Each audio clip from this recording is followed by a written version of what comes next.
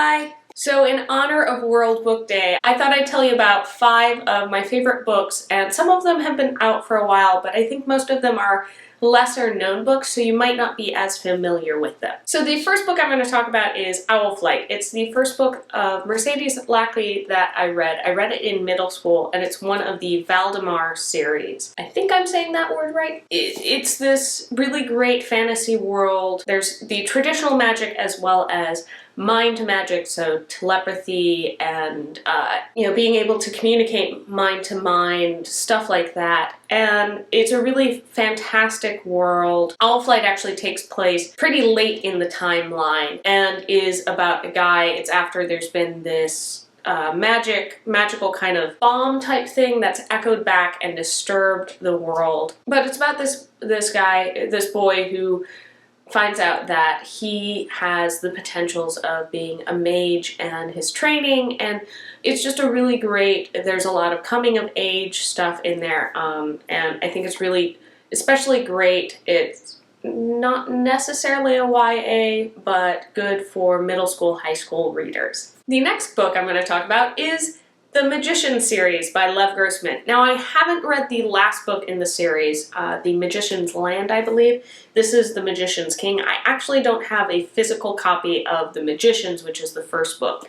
The best way to describe this series is a combination between Narnia and an adult version of Harry Potter. So the main character discovers as he's going off to do his college interview that he's been accepted into this magic school and he gets to go learn magic. And he grew up loving this series of books that's very Narnia-esque, of these kids that find their way into this magical world.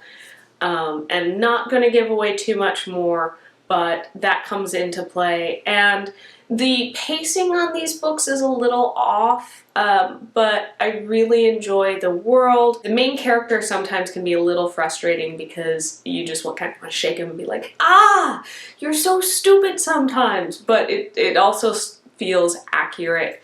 And it's just a very fun, I think if you're a fan of the Harry Potter books, it's a nice kind of grown up, what Harry Potter would be if they were at college. The next book I'm going to talk about is actually a nonfiction book, Notes from a Small Island by Bill Bryson. He's mainly a travel author. He wrote this when he went on a trip to England, and he actually ended up staying there and living there, getting married, having kids.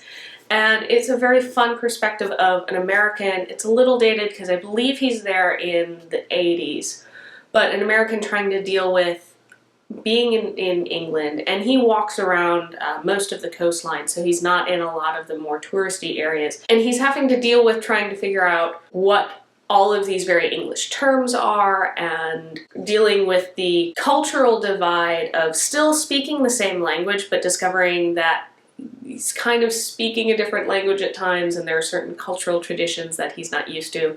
There's a follow-up book called I'm a Stranger Here Myself that he wrote when he came back to the US after living in England for about 10 years or so. That's absolutely fantastic because it's him getting used to kind of going back to all of the cultural stuff. But if you're looking for a fun travel book, it's less suggestions on travel and more just thoughts on it. I really enjoyed it, and having worked with a couple of Brits, it came in handy because I was like, oh, I know those terms because of this book. The next book is another nonfiction book. It's Committed by Elizabeth Gilbert, and you probably recognize her name because she's the author of Eat, Pray, Love. This is kind of the companion follow-up book. She wrote this book when she discovered that she needed to get married to the guy that she had been with for years because of passport and visa issues. And this is her kind of grappling with what marriage is, and she does a look into what marriage is culturally and historically. I read this actually before I met Ryan, before we were engaged, before we were even thinking about getting married. And it was really great to get some insight into a nice introduction of the history and cultural significance of marriage, not only in the US, but she spends a lot of time in Southeast Asia, so she talks a lot about what marriage is over there because she talks to the local people there and finds out what their thoughts are on marriage. And it's just a fun, lighthearted look at you know, her struggling with this idea and this institution that she wasn't quite as comfortable with, figuring out how to be okay with legally attaching herself to somebody else after having, you know, a really bad, brutal divorce. But it's a fun, lighthearted read. And the last book is by an author that is really well known. She does a lot of retellings of fairy tales. The book is Deerskin, and a quick trigger warning, it does deal with abuse and sexual abuse, but it's very much a story of not focusing on that side of things, but focusing on the recovery, and it takes the fairy tale of Deerskin and retells it. The original fairy tale is the queen has died and the king has promised himself that he'll never marry anyone unless she's as beautiful as the queen, while as his daughter grows up he realizes that, hey, she's as beautiful as the queen. So the daughter tries to kind of delay this marriage by demanding certain things, and he ends up finding jewels and bankrupting, you know, depending on the story, bankrupting the kingdom. And finally she demands for this donkey skin that the donkey is able to turn, I think it's turn hay into gold. And she thinks, oh, he's never going to do that because that's where all the wealth comes from the kingdom. He does. She ends up running off with the donkey skin, wearing it, and ends up in a different country. And at this part, it starts to get much more into the Cinderella similar of she takes the, you know, she's ugly, looks ugly and gross under this donkey skin. She takes it off. At one point, the prince meets her, falls in love, and you know, everybody's like, no, no, no, not her, not donkey skin, she's gross and disgusting.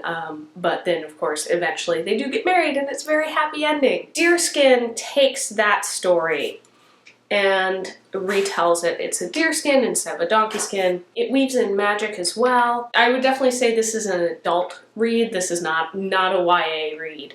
But it's a wonderful retelling of the story, and it's a really empowering book. My sister-in-law actually put it really well. I was talking to her about it and she mentioned the dog survives, everything is okay in the end. That's something that you might want to know up front.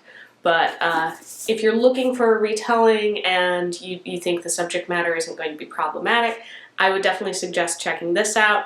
If you're a little concerned about subject matter, Robin McKinley has a bunch of other absolutely amazing retellings of fairy tales.